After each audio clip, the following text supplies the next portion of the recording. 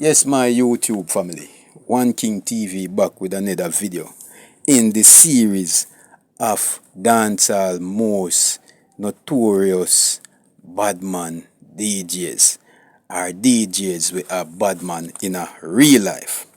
And today, talk about a dancehall superstar who before going to prison in 2011 for a murder was seen as so influential that he was seen as more powerful and influential than the Prime Minister himself.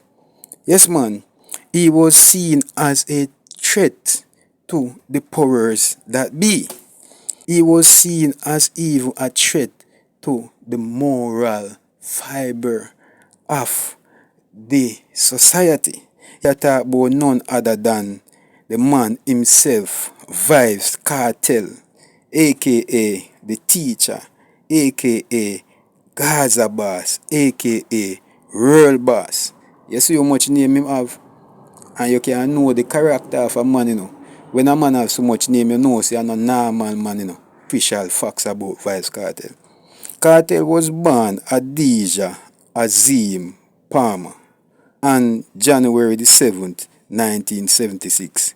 He grew up in a rough and gritty community called Waterford in Portmore. Yes, but even at an early age, Kartel showed glimpses and signs of his brilliance and charisma. Attending the Calabar High School, Kartel, however, would be expelled at age 16 from same high school. And you know, Calabar are one of the more prominent high schools in Jamaica. But this didn't dampen Kartel's spirit, or deter him one bit, because the way Kartel saw it, this did not affect his ambition of being a dancehall superstar in a negative way. However, the Kartel do a dive deeper in the streets. And let me say this, two things, affect the personality and our character of an individual significantly. And those things are nature and nurture. And let me break it down a little bit. You see, nature, that are the gene where you inherit from your parents. The gift where the creator bless you with. The person where the creator intended for you to be. That is my definition of nature when it comes on to an individual. Right? Then we are going to talk about nurture, which have to do with the environment where an individual grew up in. Where you start learn from your baby, from your born. Seeing where you come see people a do, where you come hear them a say. Right? Anything where you learn to develop your personality and your character, that a nurture. So we can say the need nurture of Kartel influenced him to be what he turned out to be, and even overpowered his nature, which showed him to be a charismatic and brilliant leader. Yes, after Kartel got expelled from school, Kartel was deeply involved in the street, beef that turned deadly at times. But Kartel emerged from these street wars even smarter and tougher, and also as a leader. You remember them say pressure bust pipe, but pressure also create diamond. In Kartel's case, it definitely created a diamond. But when we got Kartel, when Kartel broke out onto the dancehall scene in 2002, we got a uncut diamond, a unpolished diamond. We get a rough diamond. So Kartel broke out on his own in 2002 with a string of solo hits to include Guns Like Mine, Badman, and Most High. A year later, Kartel and his crew was involved in a onstage mid-clash fight with the front teeth, gold teeth, Dan Gargan himself. Ninja Man. Yeah, man. After Ninja Man had raised his mic in a gesture to suggest that he was going to strike Kartel in his face. Ninja, a wrong move, that brother. Especially at the time you were outnumbered on the stage. And I know say Ninja in himself a dangerous youth also, but he failed to calculate the situation that Kartel had a entourage with him, a crew of Gazaites with him, and Ninja Man was rolling solo. So the attempt or the suggested attempt to strike a Kartel with the mic woefully backfired in Ninja's face because he one thump and kick and bust up Ninja face. You know say the original Dan Gargan, yeah man, honestly he had to take the L in that confrontation. You know what I mean? But Kartel would later apologize to Ninja Man still. He apologized to Ninja Man, apologized to the Sting organizers and to the fans. Kartel are one of the few Badman slash dancer artists me see so much real Badman love and respect. And like me say, no Diddy.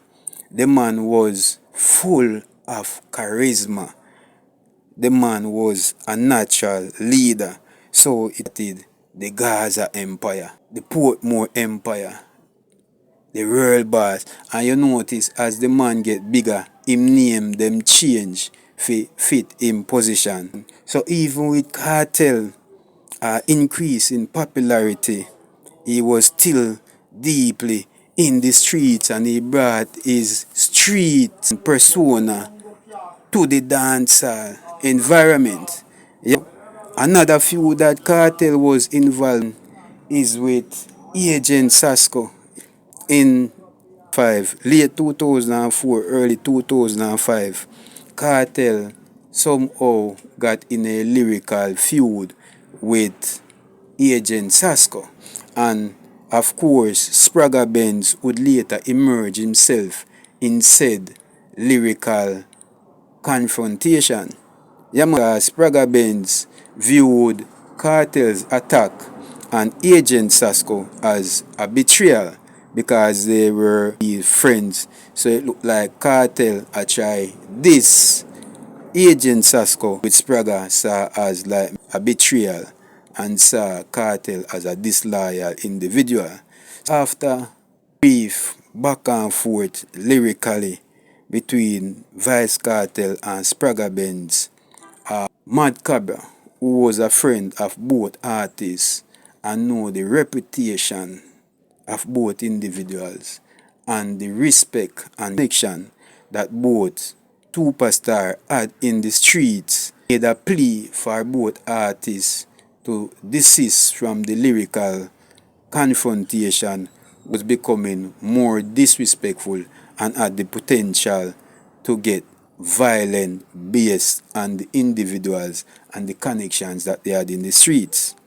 So, fast track you now to 2006. This are when the infamous Gully Gaza war start. Yeah man. In late 2006, a public feud between Vybz Kartel and Movado arose after Kartel's much publicized departure from the dancehall conglomerate group The Alliance. The feud quickly spread to the streets and into a all-out war named the Gaza versus Gully War. Whole heap of lyrics against them one another. Yeah, lyrical feud quickly spread into the street because of the street credibility of both individuals were involved and how people love the artist. It took the intervention of government ministers in 2007 to bring about a brief ceasefire between the two artists. But after that, it flared up back again. And the beef officially ended in 2009 after a public conference with both Movado and Vybz Kartel. that was overseen by members of the police. Yeah, because the police them must say, yeah, you see that lyrical feud, yeah, it has spread in the street, and there were several violent confrontations between both groups of fans. But however, you see that feud, yeah, it had a positive side as it made both DJs living legends. A clasher elevated Vybz Kartel and Movado to legendary status in dancehall. Kartel was loved by millions of fans. He was even admired by celebrities, man, international celebrities. You see it. Kartel was even idolized in some African countries as fans even created major gangs in his honor. You have in some African countries where gangs were formed and operated according to Vybz Kartel's lyrics and persona. Caught even with this worldwide fame, fortune, and popularity, Kartel was still deeply entrenched in the streets, and in 2010, Kartel was named as a person of interest by the police on several occasions. At one point, Kartel was named as one of 6 major persons of interest by the police after a wave of violence and killings in the South St. Catherine area. At this point, Kartel was so popular and influential that anything he said and did was seen as law. Kartel say bleach and the whole country start bleach, brother.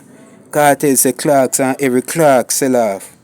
And honestly, I know him did a get out of control in the eyes of the government or the powers that be in the country. And honestly, I personally believe if Kartel didn't go to prison, they were going to kill him. Man, the system could not afford to lose control to a person like Vybz Kartel. So in 2011, Kartel along with his co-accused were arrested and charged for the death of Clive Lizard Williams. They were found guilty in 2014.